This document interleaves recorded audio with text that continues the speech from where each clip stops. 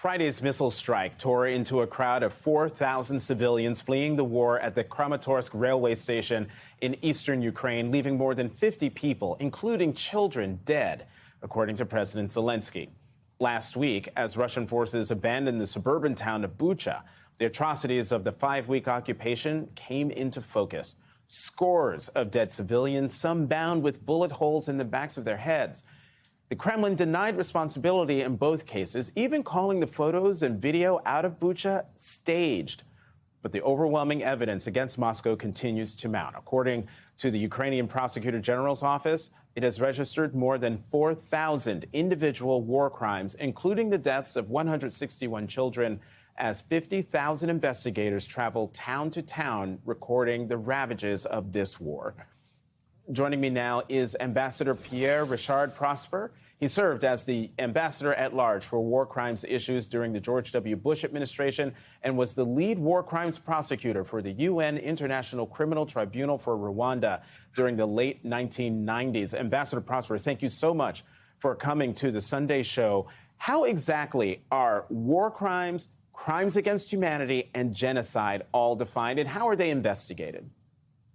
Well, good morning, and Jonathan, thank you for having me. Well, war crimes, genocide, and crimes against humanity are all defined basically by way of convention for the most part. War crimes really began in the late 1800s, 1907, with these conventions. And the idea was that war is legal, but they want to put parameters as to how you do it. After World War II and what we saw with the Holocaust, the Genocide Convention was passed, as well as the Geneva Conventions, which began to codify some of these issues. And really, genocide is something that is greater than war crimes. It's committing crimes with the intent to destroy a group in whole or in part. And so then, does what we are seeing in Ukraine meet any of these definitions? Does it meet the definition of war crimes? Or, more to the point, does what we see happening in Ukraine meet the definition of genocide, as we have heard that word used by Ukrainian officials? Yeah, well, I think it's apparent to me in watching some of the footage that's coming out in some of your coverage that war crimes are in fact being committed, because what we're seeing, which is outlawed, is attacks upon civilian population. We're seeing footage of men, whether they're combatants or not, being summarily executed. We're seeing footage of civilian structures being bombed. All that is outside of the rules of the laws of war and normal warfare.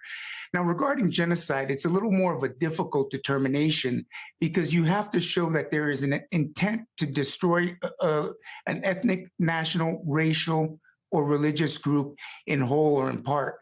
So basically what you're trying to do is to not only eliminate the group, but you're trying to make them effectively immaterial to the rest of the world.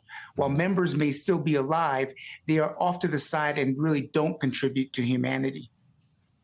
And I'm glad I wanted to have this conversation because I think a lot of people have been using the terms war crimes and genocide interchangeably. But when it comes to the law, they are two very different things. Ambassador Prosper, the United States, as well as Russia, China, and India, don't recognize the International Criminal Court. Why is that? Well, the negotiations for the International Criminal Court back in the late 90s was a difficult one.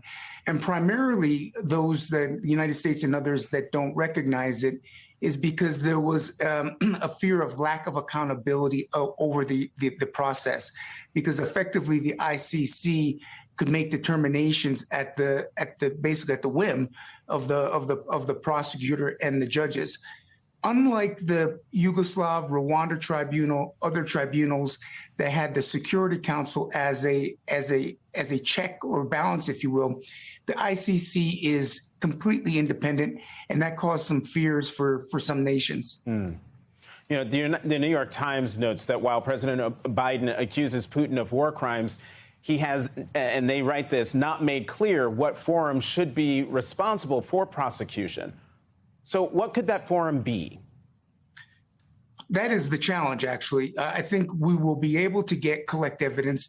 I believe evidence will be able to put together that shows the chain of responsibility from the foot soldiers all the way up, presumably to Putin. But finding the forum will be the challenge. Now, the ICC is a possibility because Ukraine has granted or will grant jurisdiction to the ICC. But even then, apprehending a Putin or someone would be an enormous task. There are ad hoc processes that could be created or special tribunals by way of agreement or through the Security Council again. But again, you'll have a challenge with Russia being a permanent member seeking to veto any resolution. So I think right now what's important is that we document what is happening, make it clear, apparent, and undeniable so that there is a push, a will, courage for accountability, not only internationally, but hopefully even within Russia, that the dissent builds and action is warranted and mandated.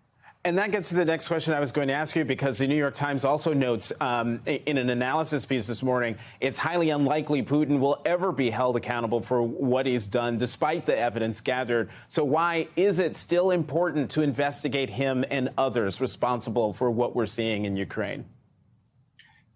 We need to look at these events as not only being consequential events, but we need to look at them through the long lens of history.